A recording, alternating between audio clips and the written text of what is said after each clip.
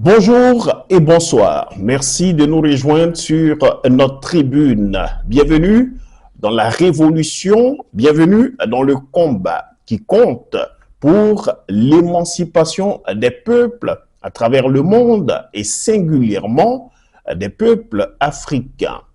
Nous allons parler aujourd'hui de la Côte d'Ivoire. Une fois n'est pas coutume, nous allons parler du régime d'Abidjan.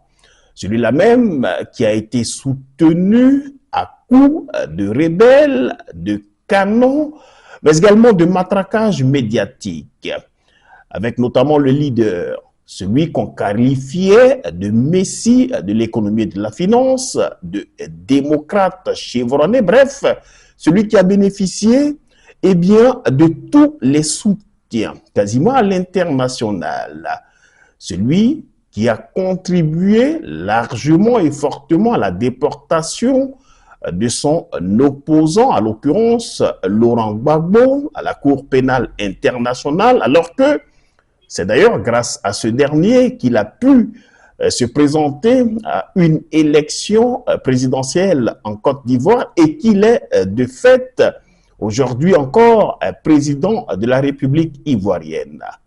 De 2011 à 2025, nous avons décidé de faire l'état des lieux.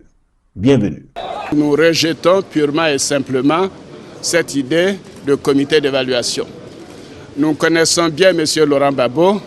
C'est une stratégie pour pouvoir gagner du temps, importer des armes avec des mercenaires et des miliciens pour tuer des honnêtes citoyens. Tout a été fait pour que la diplomatie et le dialogue nous amènent à trouver une solution définitive. Puisque cela n'est pas le cas, peut-être que Laurent Gbagbo reviendra à de meilleurs sentiments tout à l'heure, mais si ce n'est pas le cas, bien entendu, la CEDEAO utilisera tous les moyens, y compris la force légitime, comme ils l'ont dit, pour que le président élu que je suis puisse s'installer dans mes fonctions de manière pleine et entière et travailler pour les Ivoiriens. Lorsque l'on évoque la Côte d'Ivoire contemporaine, une image troublante surgit, celle d'un pays aux immenses richesses pris au piège des régimes autoritaires implacables. Depuis 2011, la nation, autrefois symbole de prospérité et d'espoir, s'est enfoncée dans une spirale de répression, de censure et d'injustice.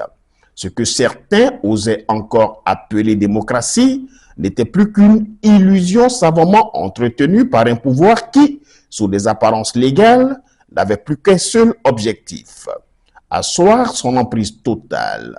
L'année 2011 marque un tournant décisif, un changement brutal de régime, une guerre post-électorale sanglante et la mainmise d'un nouveau pouvoir déterminé à ne laisser aucune place à la contestation.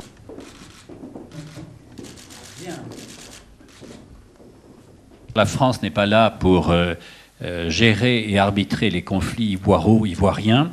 La France est là en tant que de besoin, pour mettre en œuvre à la demande des Nations Unies des mesures de soutien à l'ONUCI, mesures de soutien pour les troupes de l'ONUCI. Deuxième mission, protéger nos compatriotes sur l'agglomération d'Abidjan. Point final. Au moment de la crise, on avait porté à 980 hommes licornes, puis à 1700 dans les 10 derniers jours, et la vocation à redevenir en dessous de la position de départ de 980. Laurent Gbagbo s'est rendu aux forces républicaines de Côte d'Ivoire, commandées par monsieur le président Ouattara.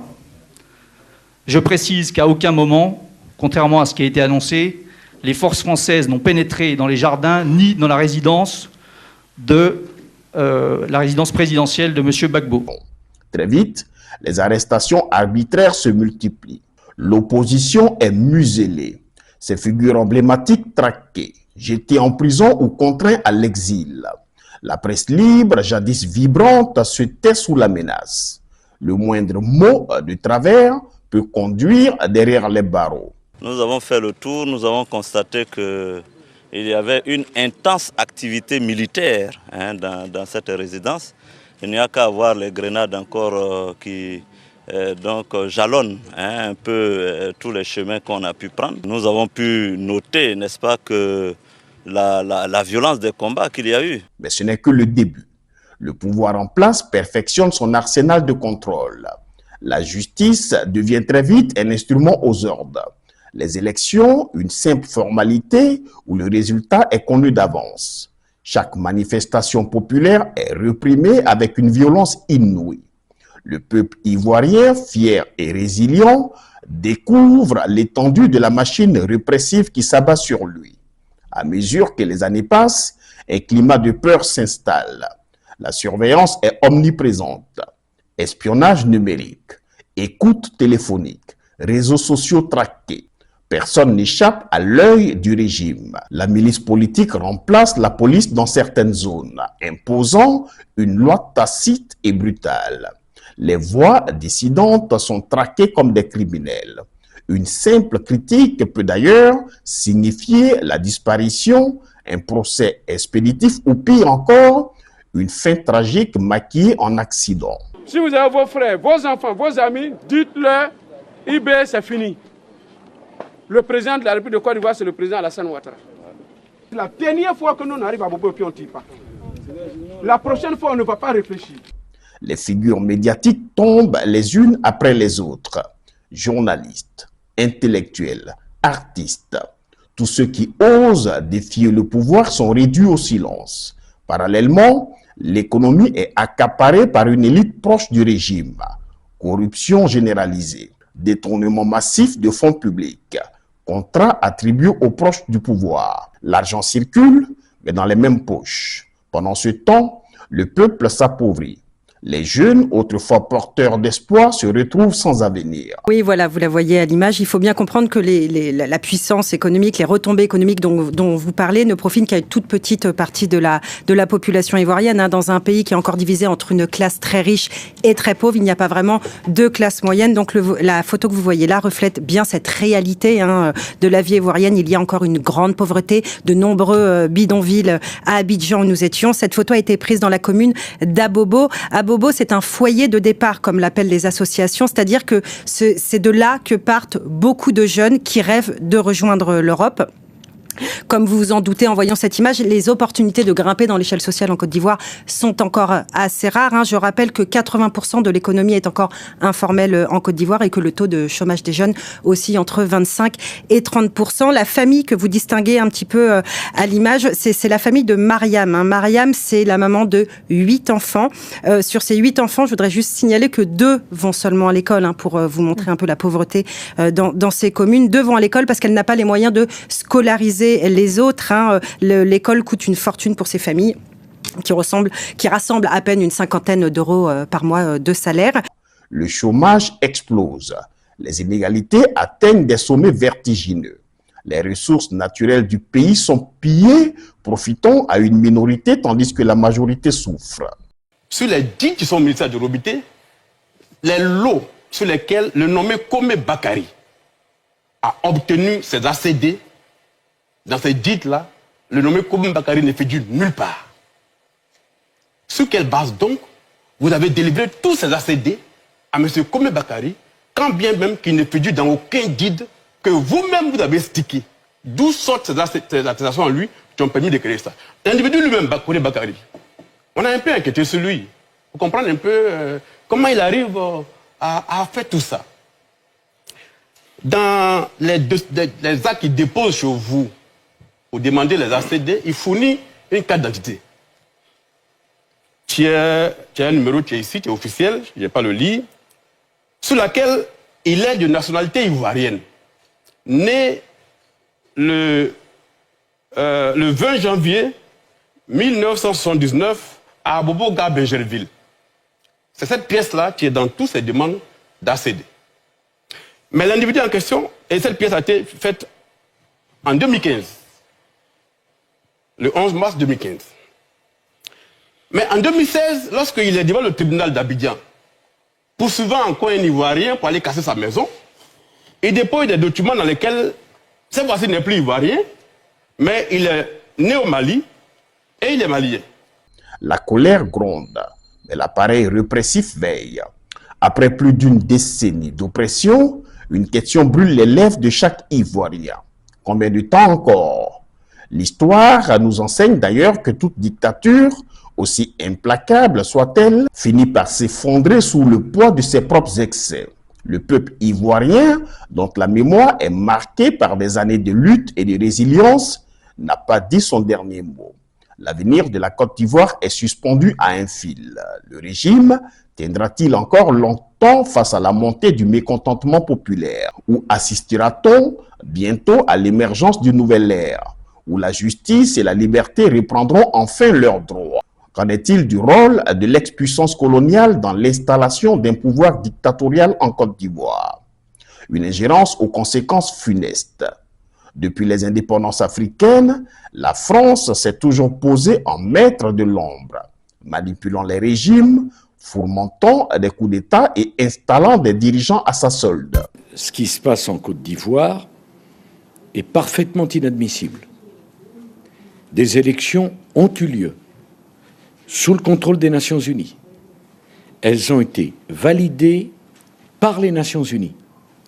Mieux, la totalité des États africains ont reconnu l'élection d'Alassane Ouattara, président démocratiquement élu à la tête de Côte d'Ivoire, en violation de la volonté du peuple ivoirien, qui avait déjà été privé d'élection pendant 10 ans.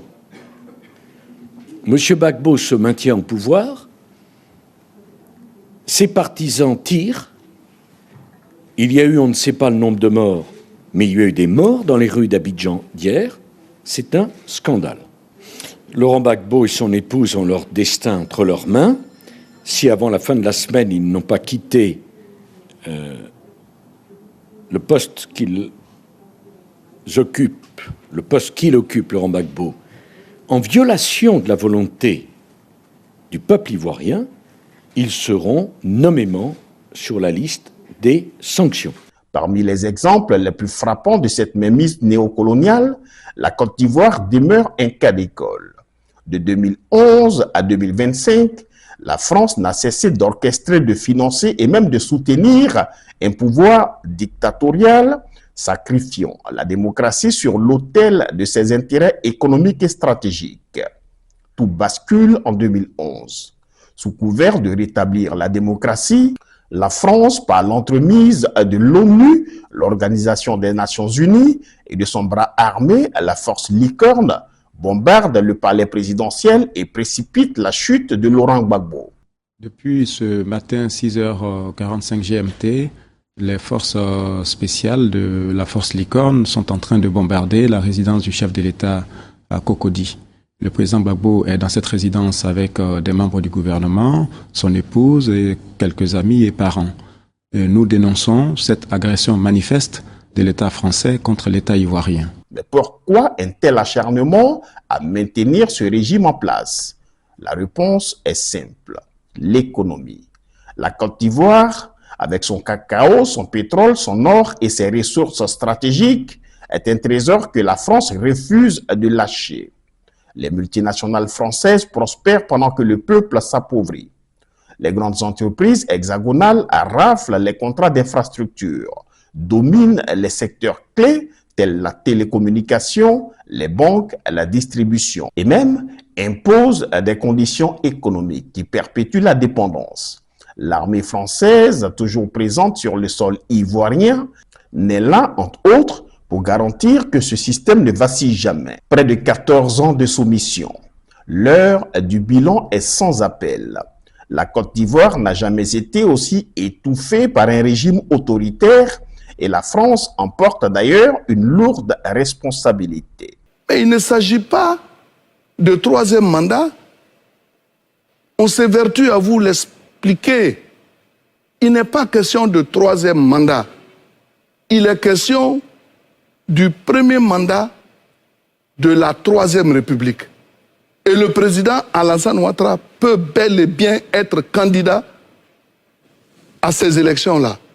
Mais l'histoire nous enseigne que les peuples finissent toujours par se réveiller. La colère gronde. Les nouvelles générations, de plus en plus conscientes de cette domination étrangère, refusent d'être éternellement les pions d'une puissance qui ne voit en elle qu'une source de profit. 2025 sera-t-elle l'année où la Côte d'Ivoire brisera enfin ses chaînes? L'avenir nous le dira.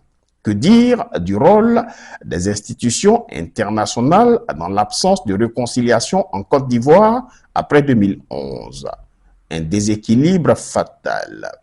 Depuis la crise post-électorale de 2010-2011, la Côte d'Ivoire peine à panser ses blessures. Officiellement, le pays a tourné la page à des affrontements sanglants. Mais en réalité, les divisions profondes demeurent, alimentées par un sentiment d'injustice et même d'exclusion.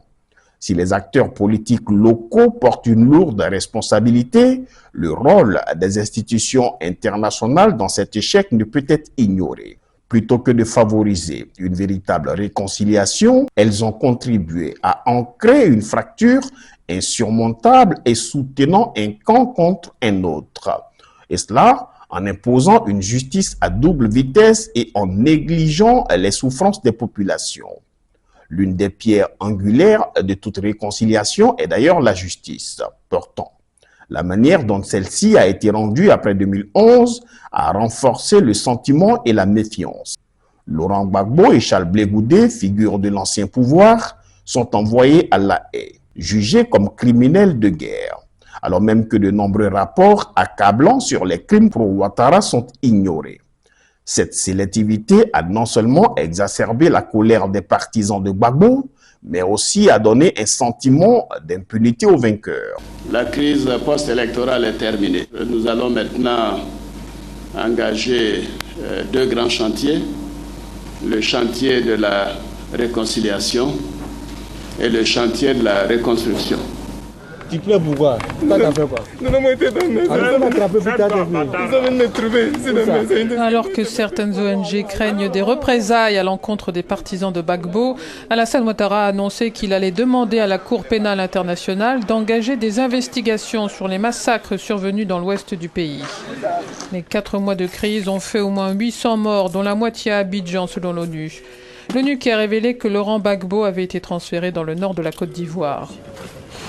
Soulagés, de nombreux étrangers, notamment des Français, ont pu quitter le camp de Port-Bouet où ils avaient été évacués et ont retrouvé leur domicile à Abidjan. Océane, ça va? Vous allez bien? Ça s'est bien passé. Allez, on se retrouve à la maison, un bon café. L'ONU aurait dû d'ailleurs jouer un rôle central dans la réconciliation. Pourtant, elle s'est contentée tout simplement d'accompagner le pouvoir en place, évitant toute critique des dérives autoritaires et des violations des droits humains qui se sont multipliées après la crise. Alors que les opposants étaient emprisonnés, que les manifestations étaient réprimées dans le sang et que les médias d'opposition étaient muselés, l'ONU est restée silencieuse, laissant les blessures ouvertes et alimentant un climat de méfiance généralisé. 14 ans après la crise, la Côte d'Ivoire est toujours profondément divisée. Si la croissance économique et les infrastructures modernes donnent l'illusion d'un pays stabilisé, les tensions sous-jacentes restent vives.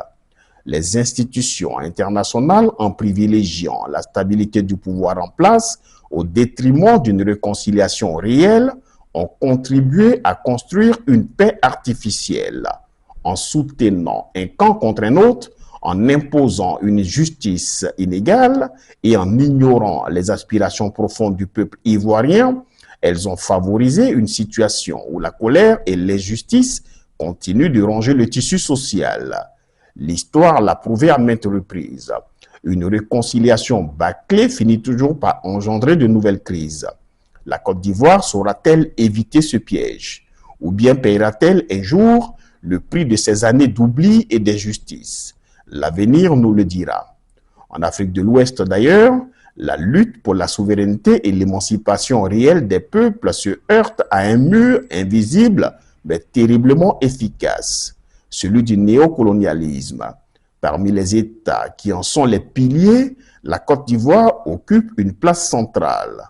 Loin d'être un simple acteur passif, le pouvoir ivoirien s'est imposé comme un garant de la domination occidentale dans la région, servant de relais aux intérêts étrangers, et cela au détriment de l'unité africaine et de la véritable indépendance des nations. Depuis la crise de 2011, le régime ivoirien est devenu l'un des plus fidèles alliés de l'ancienne puissance coloniale. Cette relation déséquilibrée s'illustre à travers plusieurs aspects. L'économie livrée aux multinationales occidentales, les secteurs stratégiques comme le cacao, le pétrole, les infrastructures et les télécommunications restent dominés par des entreprises étrangères qui bénéficient de contrats avantageux avec la bénédiction du pouvoir ivoirien. La Côte d'Ivoire demeure l'un des plus grands défenseurs du franc CFA. Cette monnaie sous contrôle français qui empêche toute souveraineté monétaire. Opposition à la montée d'un panafricanisme populaire. Par crainte d'un effet domino, le pouvoir ivoirien réprime toute velléité de contestation inspirée par les mouvements souverainistes des pays voisins. Toute voix appelant à une rupture avec la France est rapidement réduite au silence. L'histoire nous enseigne que toute collaboration avec un système d'oppression finit toujours par se retourner contre ses propres partisans. En se positionnant comme un garant du néocolonialisme en Afrique de l'Ouest, le pouvoir ivoirien et la France jouent un jeu dangereux. La colère des peuples gronde et les élites qui refusent d'écouter cette aspiration à la liberté risquent un jour d'être emportées par la vague du changement. La Côte d'Ivoire restera-t-elle d'ailleurs le bastion du néocolonialisme ou rejoindra-t-elle le vent de la souveraineté qui souffle sur l'Afrique de l'Ouest? Le choix appartient au peuple. Ceux qui ont l'habitude de suivre nos chroniques savent que nous n'appelons absolument pas à la violence, nous n'appelons pas à la guerre, car évidemment cela retarde les nations et les peuples. Les exemples sont nombreux. Regardez aujourd'hui la Libye, la Syrie, l'Afghanistan et j'en passe. L'Ukraine, pour ne pas la citer. Évidemment, toute guerre n'est pas conseillée, encore moins souhaitable. Mais que dire de la dictature en Côte d'Ivoire? La responsabilité incombe à la fois à la classe politique ivoirienne, aux intellectuels, aux artistes, aux organisations de la société civile, mais aussi et surtout au peuple ivoirien. Continuera-t-il à se laisser bercer dans une illusion de développement et de démocratie, tout en serpentant les chemins qui mènent vers l'Occident, à travers le désert et la mer? Eh bien, cette question reste posée. Quant à nous, notre rôle, c'est évidemment de créer et de contribuer à l'éveil des consciences à travers une révolution citoyenne. Nous vous saluons, nous vous remercions, nous vous espérons pouvoir vous lire. Déjà, cliquez sur le pouce en l'air, partagez si ça vous dit, mais surtout, abonnez-vous. Et cela pour agrandir notre communauté. Comme on dit chez nous, never give up.